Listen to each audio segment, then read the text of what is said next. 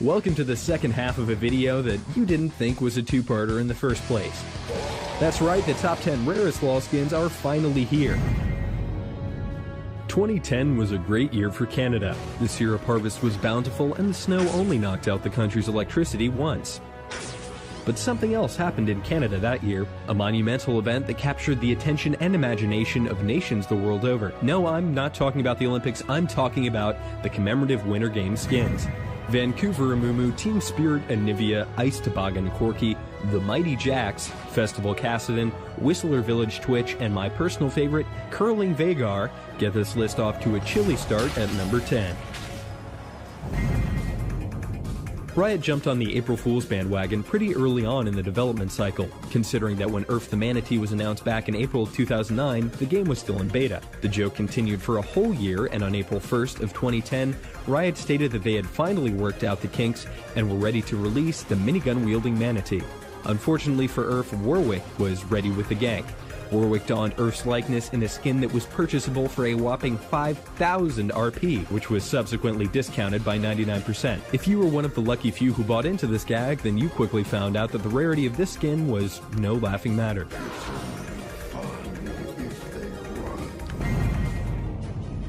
While just about every player in the league claims to have been gold at some point or another, only a very small minority have ever actually achieved the honor of the shiny yellow banner. And depending upon which season you went pro, Quadra kill. You were rewarded with either Victorious Jarvan or Victorious Jaina.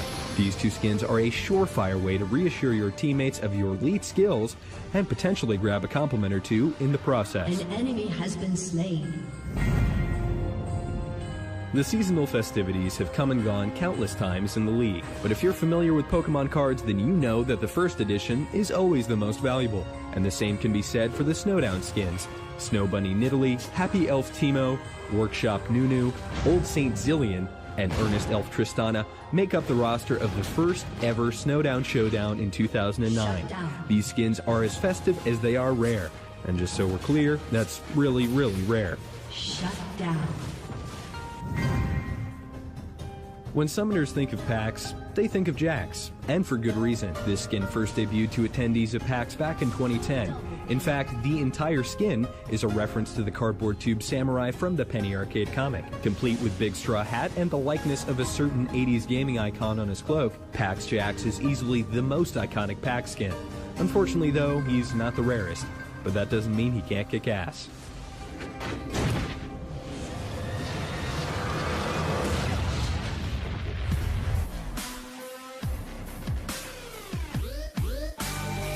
Stay tuned for when we count down the top 5 rarest skins in the league during the third installment in our 4-part series. Only joking. The friend referral system is a long-standing tradition in League of Legends, and while it's certainly not a competition, it is fair to say that two players won back in 2009. Summoners G-Rez and G-Ray referred 350 friends before anyone else, and were rewarded with the task of designing a skin for the champion of their choice. Lo and behold, Medieval Twitch was born. It's estimated that only a few thousand people actually have this skin, but if you recruit 50 friends, then you could be one of them.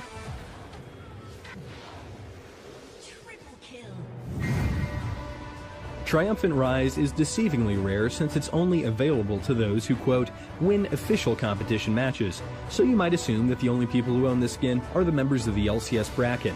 But upon further investigation, you'd find that anyone who is crowned victorious at an officially sanctioned event has this skin. An officially sanctioned event could literally be you and 9 of your friends, as long as you get the proper approvals from Riot. So yes, it's still very hard to get, just not impossible. Shut down.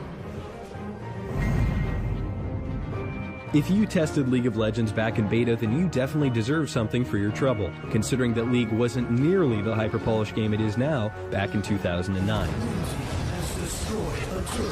But alas, here's your trophy. King Rammus is easily one of the simplest reskins I've ever seen, and yet no other skin says I was playing before you quite like this one does. And need I point out the obvious reference to Bowser? I wish Riot could still get away with some of these blatant nods to other video game franchises, like Chief Master Graves and Arthas Karthus. But anyway, moving on.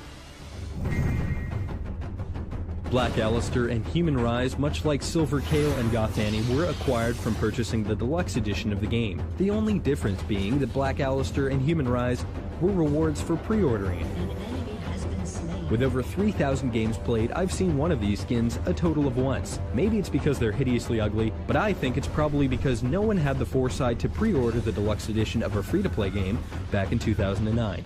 Legendary. Here it is, the moment of truth. The most valuable, rare, and otherwise advantageous skin is none other than PAX TF. When the limited number of TF codes were given away at PAX 2009, League of Legends had just barely released and was by no means even remotely popular. Less than 1% of the current League community was even playing back in 2009, and a minuscule percentage of those players went to PAX. Pentakill. So it's no wonder then that PAX TF has sold on eBay in excess of $800. And let's not forget about the fact that PAX TF is just like regular TF, but blue. Riot has even gone as far to confirm that all day and all night and everything he sees is just blue, like him, inside and out. If nothing else, the fact that someone is willing to pay $800 for a blue TF skin just goes to show how massively popular that once little game called League of Legends has become. Thanks for watching. This has been James Duggan with Curse. If you'd like to see similar content, please be sure to subscribe and enjoy the game.